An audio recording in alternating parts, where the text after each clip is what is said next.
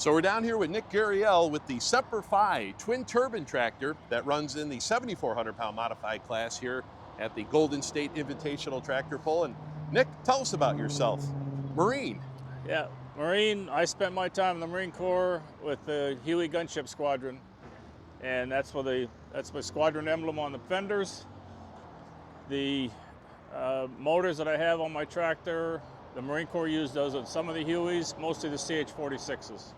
Okay, and tell us about those engines. They are rated at about 1,250 horsepower at 80%. But we can generate another 300 to 400 out of them because we can run them at 110%. But you only get that down the track for a few seconds. Okay. So now these are T58s? T58-10s. Okay. Correct. So T58s. And running against the, you've got, Hemis in the class, Chevys I'm in the so class. outnumbered horsepower-wise. It's so I just got to be smarter.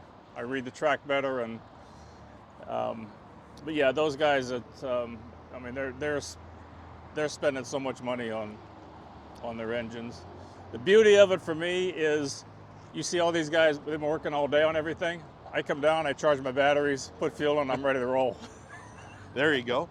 How long you been pulling, and how'd you get started in pulling? I've been pulling for 12 years now, and I got started through Mark Zons. He's my neighbor. He has the Allison. And when we moved into the neighborhood, we met him, and he invited me to be part of his pit crew.